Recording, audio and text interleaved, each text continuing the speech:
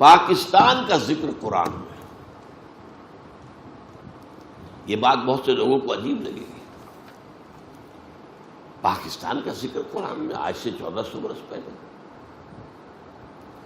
اس کے ضمن میں پہلے تو آیت سن لیجئے، آیت نمبر 10 ہے یہ سورہ انبیاء کی. لقد انزلنا الیکم کتابا فیہ ذکرکم افلا تعقلون. دیکھو ہم نے تمہاری طرف ایک کتاب نازل کر دی ہے جس میں تمہارا ذکر ہے تاکہ تم عقل سے کام کرو. اب یہاں اس آیت میں ذکر کے دونوں معنی ہو سکتے ہیں. ذکر ہمارے حالات کا بیان یا ذکر نصیحت، تمہارے حصے کی نصیحت. لیکن ایک عظیم حدیث میں آ کر بات جو ہے وہ طے ہو جاتی ہے. فیہ ذکر ما بعدکم وخبر ما قبلکم وحکم ما بینکم. اس میں تم سے پہلوں کا بھی ذکر ہے، تمہارے بعد کے حالات بھی ہیں. یہ آگے بعد کے حالات بھی، اور تمہارے مابین جو بھی کوئی اختلافات کبھی ہوں گے ان کا حکم اور ان کا حل موجود ہے. من قال بہ صدقہ. جو شخص اس قرآن کی بنیاد میں کوئی بات کہے گا وہ سچ کہا اس نے. ومن حکم بہ عدل. اور جو اس قرآن کے ذریعے فیصلہ کرے گا اس نے عدل کیا. ومن عمل بہ اجر. اور جس نے اس پر عمل کیا اس کو اجر مل کر رہے گا. ومن دعا الیہ فقد ہدی الی صراط مستقیم. جو اس قرآن کی طرف بلائے گا لوگوں کو اس کی ہدایت ہو گئی سیدھے راستے کی طرف. وَاذْكُرُوا إِذْ أَنْتُمْ قَلِيلٌ. یاد کرو ذرا جب تم ہندوستان میں، اب یہ میں ایڈ کر رہا ہوں، اقلیت میں تھے. ہندو 4 گنا زیادہ تعلیم یافتہ، سرمایہ دار، انگریز کے قریب. انگریز نے حکومت چھینی تھی مسلمان سے. مسلمان کو وہ سمجھتا تھا اس میں بغاوت کے جراثیم ہے. ہندو کے لیے کیا تھا؟ Change of masters. پہلے مسلمانوں کے غلام تھے اب انگریزوں کے ہو گئے. ان کے لیے تو کوئی بڑی بات تھی. اس وقت جو خوف طاری تھا. وَاذْكُرُوا إِذْ أَنْتُمْ قَلِيلٌ مُسْتَضْعَفُونَ فِي الْأَرْضِ. زمین میں تمہیں دبا لیا گیا. ہندو غالب تھا. جو پروونسز جو تھے جہاں مسلمان اقلیت میں تھے وہاں کوئی ہندو غالب تھا. میجورٹی میں بھی تھا. میجورٹی کے صوبے جو ہے مسلمانوں کے، وہاں کے زمینداروں کی زمینیں ہندوؤں کے پاس رہن تھی. اور اگر کوٹا سسٹم نہ ہوتا تو یہاں تو مسلمان کو تعلیم یافتہ ہوتا ہی نہ. میڈیکل کالج میں کوئی مسلمان داخل ہو سکتا تھا، انجینئرنگ کالج میں کوئی مسلمان داخل ہو سکتا تھا. وہ تو کوٹا بنا دیا گیا ہے، اتنے % سیٹیں ملیں گی چاہے نمبر کم ہو. وَاذْكُرُوا إِذْ أَنْتُمْ قَلِيلٌ مُسْتَضْعَفُونَ فِي الْأَرْضِ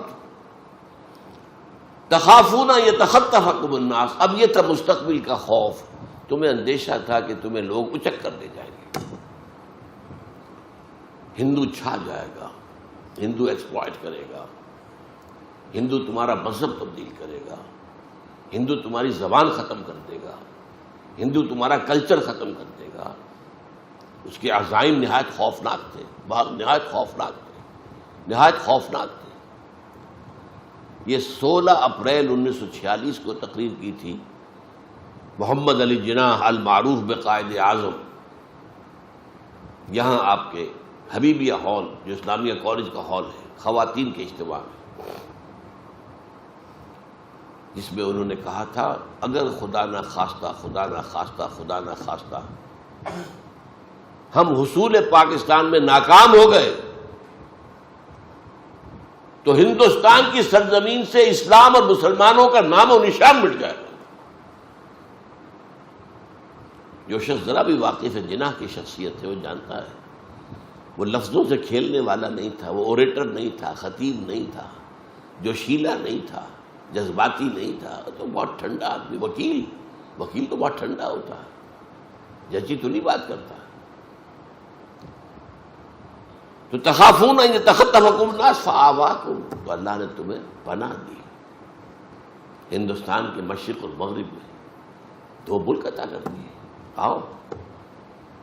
کم سے کم اس وقت کے ہندوستان میں جو مسلمان تھے ان میں سے 2/3 کو ہندو کے غلبے سے بچا لیا. 10 کروڑ کل آبادی تھی ہندوستان میں مسلمانوں کی اس وقت. اس میں سے 6.5 کروڑ یہ مشرقی پاکستان مغربی پاکستان میں آ رہے ہیں. ہندوستان میں رہ گئے 3-3.5 کروڑ. تو کم سے کم یہ تو بچ گئے نا. تو ان حالات میں اللہ اپنا احسان گنوا رہا ہے. فآواکم، تمہیں اللہ نے پناہ دی. وَأَيَّدَكُمْ بِنَصْرِهِ، اپنی تائید سے تمہاری نصرت خصوصی فرمائی. وَرَزَقَكُم مِّنَ الطَّيِّبَاتِ، اور کتنی خوشحالی پاکستان کے اولین دور میں آئی ہے، وہ بھی یاد کچھ ہوگی کسی کو. لَعَلَّكُمْ تَشْكُرُونَ، تاکہ تم شکر کرو. اگر تم ان نعمتوں کا حق ادا کرو گے ہم اور دیں گے اور دیں گے اور دیں گے. میں نے وہ اگلی آیت کون سی پڑھی؟ سورہ ابراہیم کی علیہ الصلوۃ والسلام.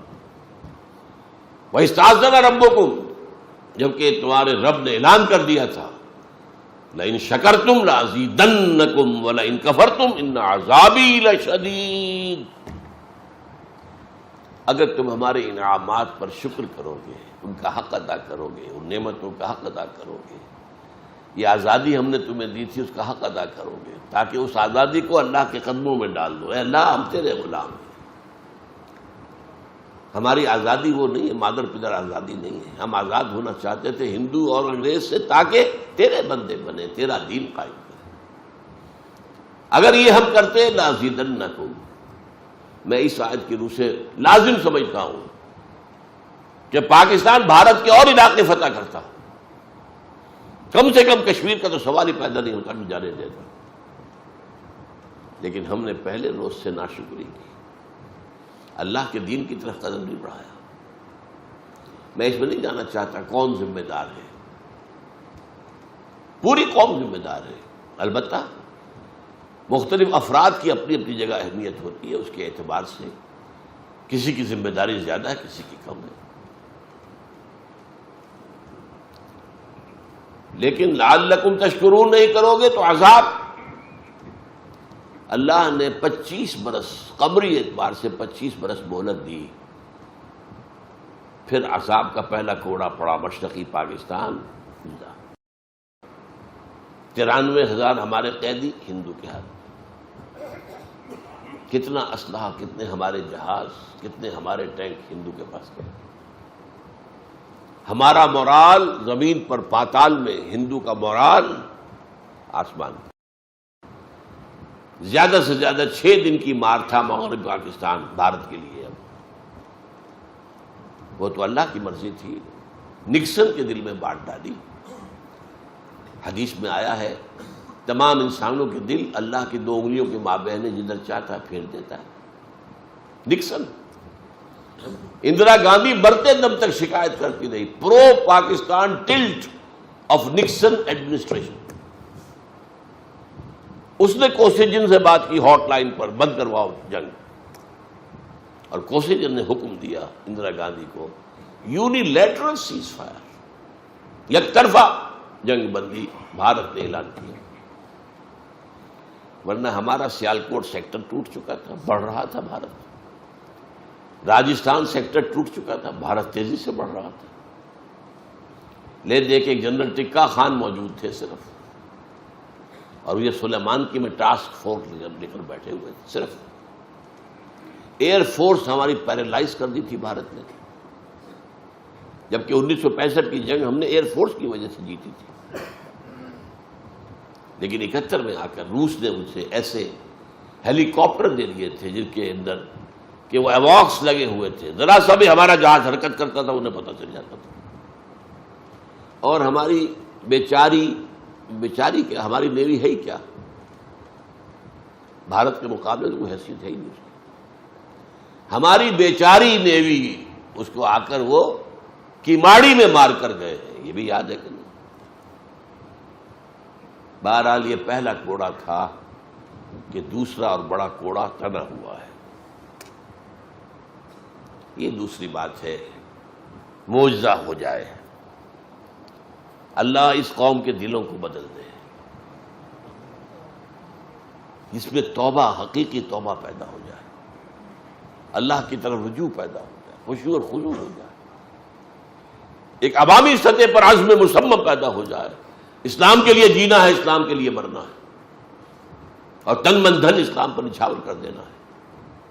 کوئی عجب نہیں، قوم یونس پر بھی عذاب کے آثار آ چکے تھے، اس کے بعد توبہ کی قوم نے، تو اللہ نے عذاب واپس لے لیا۔ یہ ایک ہی مرتبہ ہوا، تاریخ میں ہوا ہے، اس کا بھی ایک خاص سبب تھا، وہ میں بیان نہیں کر سکتا اس وقت۔ آگے چلیے، کس قدر پیارے الفاظ ہیں یہ، یا ایھا الذین آمنوا لا تخونوا اللہ والرسول، دیکھو اے مسلمانوں، اللہ اور اس کے رسول سے خیانت مت کرو، یہ امانت ہے اللہ اور اس کے رسول کی تمہارے پاس۔ تم نے دعائیں مانگ مانگ کر یہ ملک لیا تھا، اب اس کے اندر اپنی منمانی چلاؤ گے بجائے اللہ کے حکم کے، اپنی قانون سازی کرو گے بجائے شریعت کی تنفیذ کے، اس سے بڑی خیانت کیا ہوگی؟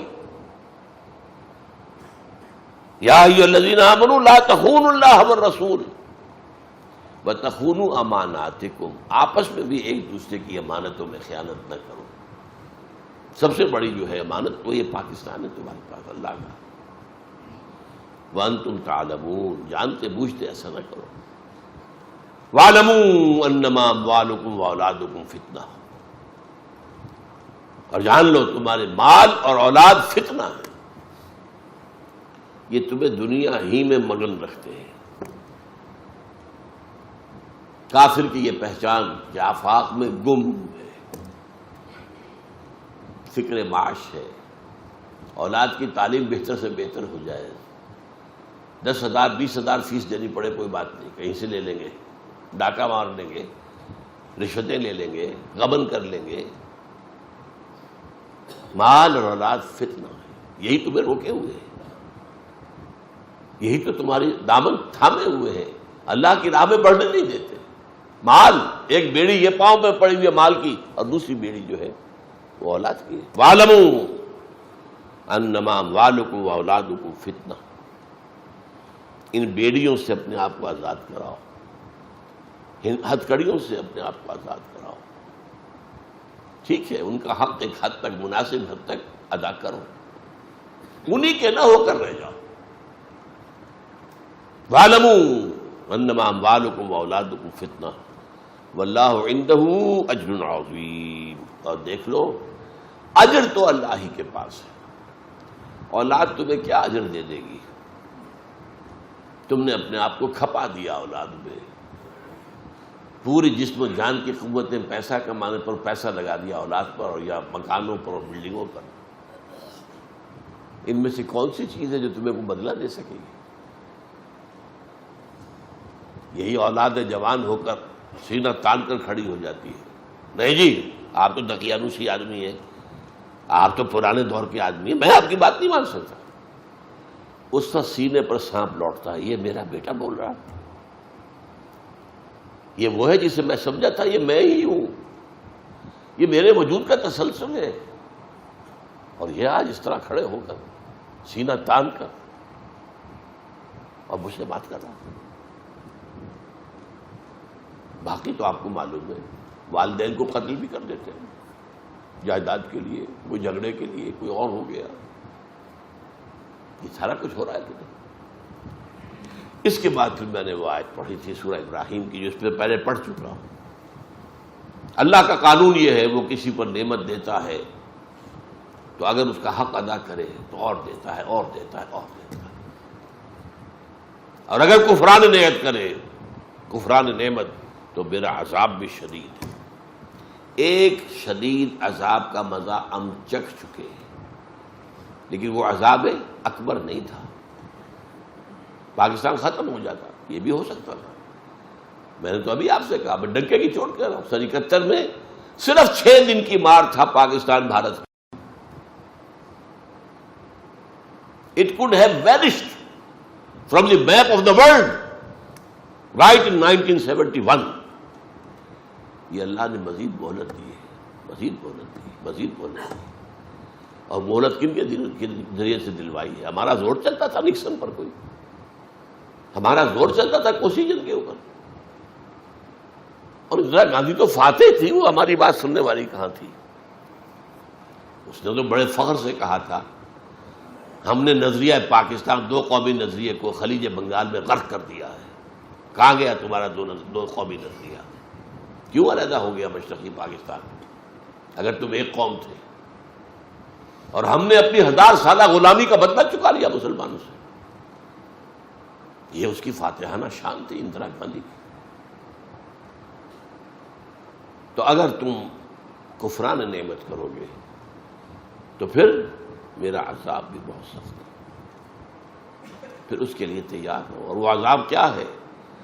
وَاتَّقُوا فِتْنَةً لَا تُصِيبَنَّ الَّذِينَ ظَلَمُوا مِنكُمْ خَاصَّةً۔ وہ جب آئے گا، عوامی عذاب جب آتا ہے تو وہ پھر فرق نہیں کرتا۔ آخرت میں جو عذاب ہوگا وہ انڈیویجول بیسس پر ہوگا۔ آپ کا حساب کتاب یہ ہے انڈیویجول، کلہم آتی ہے یوم القیامت فردا۔ وہاں قومی سطح کا حساب نہیں ہے، قومی سطح کا حساب یہاں ہوتا ہے، اور یہاں پہ پوری قوم پکڑی جاتی ہے۔ جیسے کہ میں اسپانیہ کی مثال دے چکا ہوں، ان تتولوا یستبدل قوم غیرکم ثم لا یکونوا امثالکم۔ اے مسلمانوں، اگر تم پیٹھ دکھا دو گے، ہم نے تمہیں ایک بہت بڑا اونچا مقام دیا ہے، واجتباکم، تمہیں چن لیا ہے، تمہیں خیر امت بنایا ہے، کنتم خیر امت اخرجت للناس۔ اب اس کی اگر ذمہ داریوں کو ادا نہیں کرو گے، پیٹھ موڑ لو گے، تو تمہیں ہٹائیں گے، کسی اور قوم کو لے آئیں گے۔ ہمارا کام تو ہونا ہے، ہم محتاج نہیں ہیں تمہارے۔